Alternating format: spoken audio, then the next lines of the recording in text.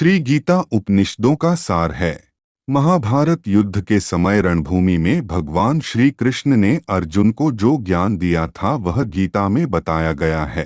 गीता में ऐसी बहुत सी बातें हैं जो मनुष्य को जीवन की कई कठिनाइयों को आसान बनाती है। इतना ही नहीं, गीता पढ़ने पर मनुष्य को बहुत सी नई जानकारियां भी मिलती है। साथ ही हर अध्याय के नियमित पाठ का अपना लाभ और महत्व है। भगवान शिव ने देवी पार्वती को गीता के पहले अध्याय के पाठ का महत्व जो बताया है वही यहाँ आपके लिए प्रस्तुत है। लेकिन गीता के पहले अध्याय के महत्व को जानने से पहले जान लीजिए श्रीमद्भगवद गीता के प्रथम अध्याय की खास बातें। गीता के पहले अध्याय का नाम अर्जुन विषाद योग है। इस अध्याय में कुरुक्षेत्र के मैदान में उपस्थित बंधुओं और संबंधियों को सामने देखकर अर्जुन के मन में उठे विषाद और मनस्थिति का वर्णन किया गया है, जिसे संजय धृतराष्ट्र को बताते हैं। गीता के प्रथम अध्याय के पाठ का लाभ और महत्व। गीता प्रथम अध्याय का महत्व। एक समय पार्वती जी ने पूछा है, महादेव जी, किस ज्ञान के बल पर संसार के सब लोग आपको शिव कहकर पूजते हैं?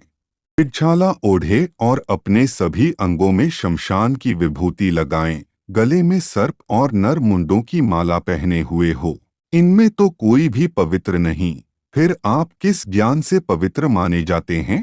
तब महादेव ने उत्तर दिया कि हे प्रिय सुनो, मैं गीता ज्ञान को अपने हृदय में धारण करने से पवित्र माना जाता हूँ। इस ज्ञान से मुझे बाहर के कर्म नहीं व्यापते। तब पार्वती जी ने कहा कि हे भगवान, जिस गीता ज्ञान की आप ऐसी स्तुति करते हैं उसके श्रवण करने से कोई कृतार्थ भी हुआ है? महादेव ने उत्तर देते हुए कहा कि इस ज्ञान को सुनकर बहुत से जीव कृतार्थ हुए हैं और आगे भी होंगे। मैं तुम्हें एक पुरातन कथा कहता हूँ, तुम सुनो। एक समय पाताल लोक में शेषनाग की शैया पर श्री नारायण जी नैन मूंदकर आनंद में मग्न थे। उस वक्त भगवान के चरण दबाते हुए लक्ष्मी जी ने पूछा, हे प्रभु, निद्रा और आलस्य तो उन पुरुषों को व्यापता है जो जीव तामसी होते हैं, फिर आप तो तीनों गुणों से अतीत हो। आप तो वासुदेव हो। आप जो नेत्र मूंद रहे हों, इससे मुझके बड़ा आश्चर्य है। नारायण जी ने उत्तर देते हुए कहा, हे लक्ष्मी, मुझको निद्रा आलस्य नहीं व्यापता। एक शब्द रूप जो भगवद गीता है, उसमें जो ज्ञान है उसके आकार रूप है।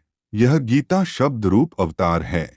इस गीता में यह अंग है। 5 अध्याय मेरे मुख है, 10 अध्याय मेरी भुजा हैं, 16वां अध्याय मेरा हृदय और मन और मेरा उदर है, 17वां अध्याय मेरी जंघा है, 18वां अध्याय मेरे चरण हैं।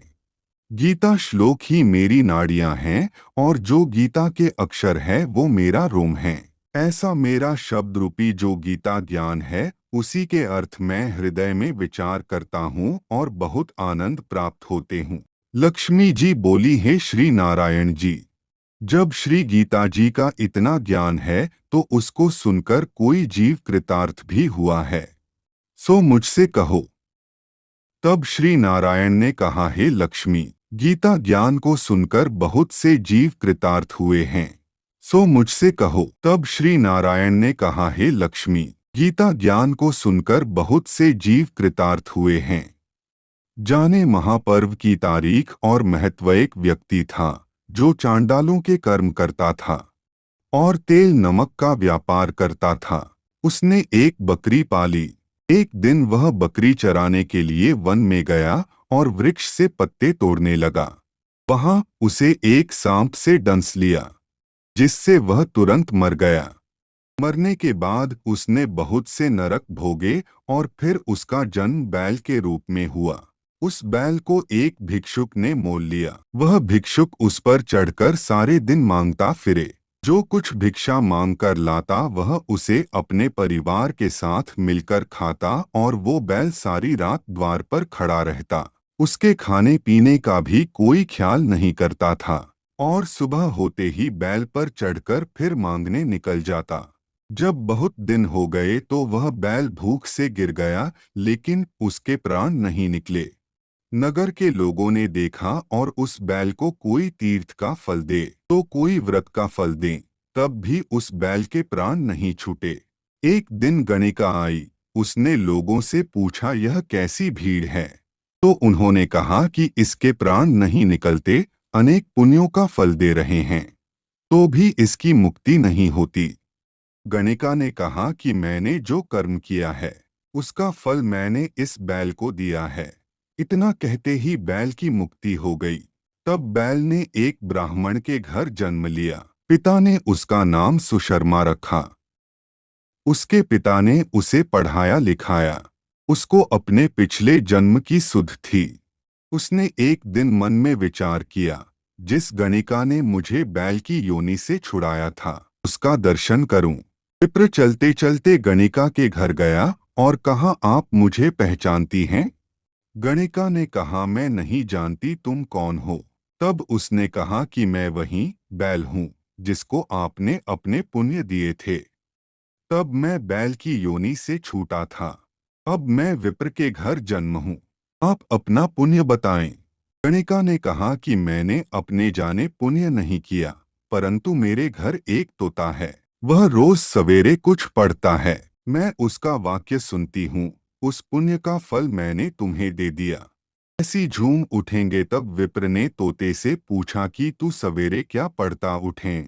मैं पिछले जन्म में विप्र का पुत्र था। मेरे पिता ने मुझे गीता के पहले अध्याय का पाठ सुनाया करते थे। एक दिन मैंने गुरु से कहा कि मुझको आपने क्या पढ़ाया है।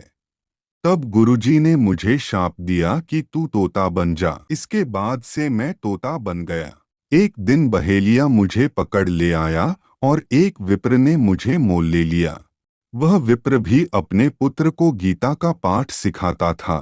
तब मैंने भी यह पाठ सीख लिया। उसी दिन विप्र के घर में चोर घुस गए। उन्हें धन तो प्राप्त नहीं हुआ, लेकिन वह मेरा पिंजरा उठा ले आए। उनकी यह गणिका मित्र थी। वह मुझे उसके पास ले आए। सो मैं नित्य प्रात गीताजी के पहले अध्याय का पाठ करत हूँ, जिसे यह गणिका सुनती है, पर इस गणिका को समझ में नहीं आती। मैं पढ़ता हूँ, वही इस गणिका ने तेरे निमित्त दिया था। वह श्री गीताजी के पहले अध्याय का फल था। तब विप्र ने कहा कि हे तोते, तू भी विप्र है। मेरे आशीर्वाद से तेरा कल्याण हो। तो हे लक्ष्मी। विप्र के इतना कहते ही वह तोता भी मुक्ति को प्राप्त हो गया।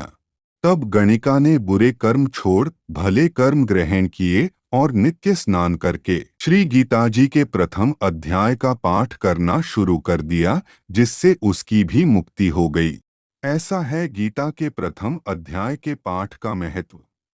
आशा है यह वीडियो अच्छी लगी होगी। इसी ही वीडियो देखने के लिए हमारे साथ बने रहें। मिलते हैं अगली वीडियो में। अपना और अपने परिवार का ख्याल रखिए। राधे राधे।